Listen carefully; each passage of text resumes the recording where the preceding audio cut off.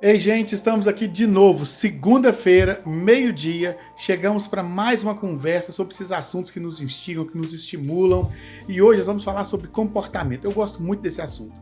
Comportamento é algo que me fascina, porque eu gosto de observar como eu me comporto e como as pessoas se comportam. Eu vejo que muitas pessoas sonham, por exemplo, em ter uma vida linda em relação ao ministério. Outros pensam em relação à sua vida profissional, alguns em relação à sua vida familiar. Mas como você se comporta hoje em relação ao que você pretende viver? Sabe, às vezes as pessoas pensam que o comportamento de hoje não está ligado diretamente àquilo que ela vai viver no futuro. Claro que não. O futuro não chegou, não importa como eu me comporto hoje. Será mesmo? Esse é um grande problema que nós temos. Sabe, uma vez um rapaz chegou aqui mesmo nessa sala para conversar comigo. Nós estamos falando sobre os sonhos dele.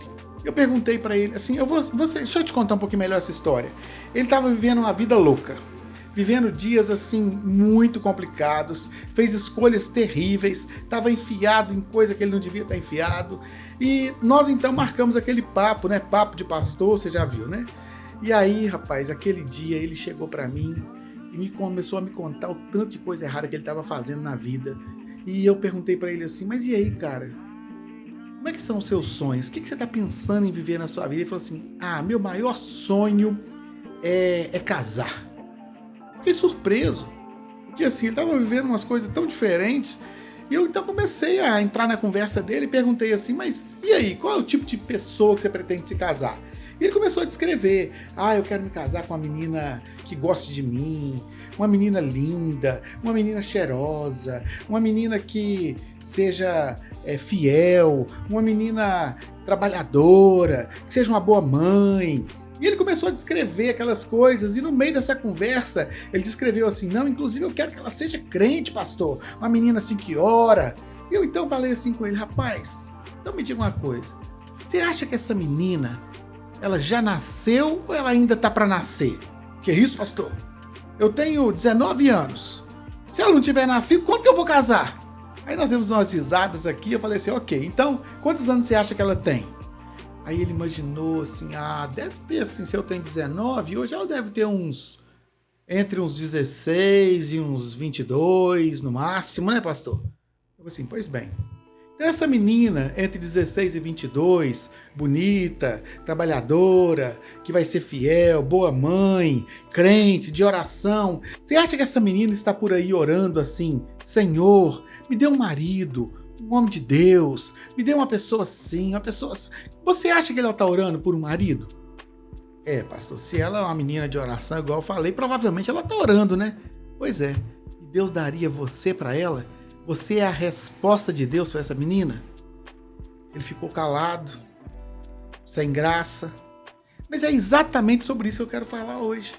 Qual é o tipo de comportamento que você tem diante dos sonhos, das expectativas que você tem para a vida? Olha, isso é algo muito interessante. Veja o que a Bíblia fala para nós em Provérbios 23, versículo 7. No início do versículo fala assim, porque como imagina a sua alma, assim ele é. Olha, se você quer ter uma esposa extraordinária, comporte-se à altura de merecer uma pessoa extraordinária na sua vida. Poxa, você não pode se comportar de maneira diferente do que a expectativa que você tem, porque senão você está desalinhado com seus sonhos.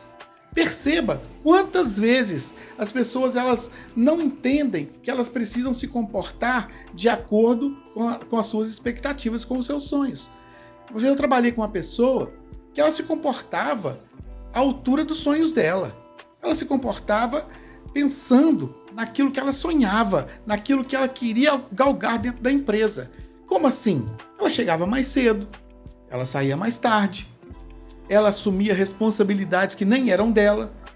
Não é coisa assim superior, não. Às vezes até inferior. Por exemplo, às vezes ela limpava uma coisa que ela não era da limpeza, mas ela limpava.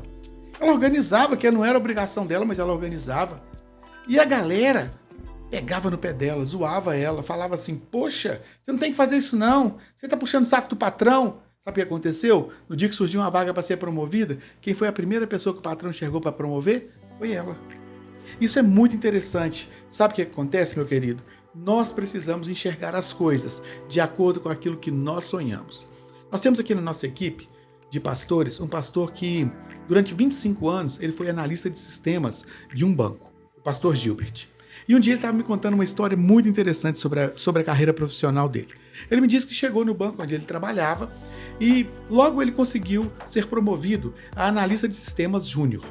Mas os anos foram se passando, os dias foram se passando, outros funcionários foram chegando e o próximo nível que ele buscava era de analista pleno.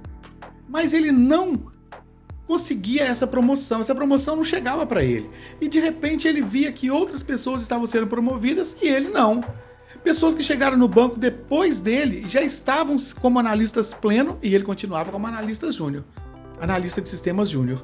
E ele então procurou o chefe dele com uma reclamação e ele disse assim: olha, chefe, o que está acontecendo? Eu já estou aqui no banco há tanto tempo e até hoje eu sou analista júnior e tem gente aí que chegou depois de mim e já é analista pleno. O que eu preciso fazer para ser promovido a analista pleno? E o chefe dele olhou bem no olho dele e falou assim: Gilbert, se você quer ser um analista pleno, comporte-se como um. Diz ele que ficou sem graça, saiu daquela sala, começou a observar como os analistas plenos do banco se comportavam. Eles não apenas faziam o que lhes era demandado, o que falavam para ele fazer, eles assumiam a responsabilidade diante dos problemas que aconteciam, então ele começou a se comportar assim também. Ele começou a buscar soluções para as coisas, ele começou a fazer além do que ele precisava fazer. E aí chegou o dia da promoção dele. Ele se tornou então um analista pleno. Sabe, meu querido, quantas vezes eu e você queremos viver coisas, sonhamos com coisas, mas estamos nos comportando aquém dos nossos sonhos. Eu quero dar um exemplo aqui muito desagradável, que é o que a gente vê em volta das faculdades. Outro dia eu fui dar uma carona para uma pessoa para deixá-la na faculdade e ela falou assim: essa aí é a sala de aula mais frequentada da faculdade, e apontou para o bar que ficava do outro lado da rua. É assim mesmo? Será que aquela é a sala mais importante da faculdade? A sala mais frequentada da faculdade? O que será desses alunos que se comportam hoje dessa forma no futuro como profissionais?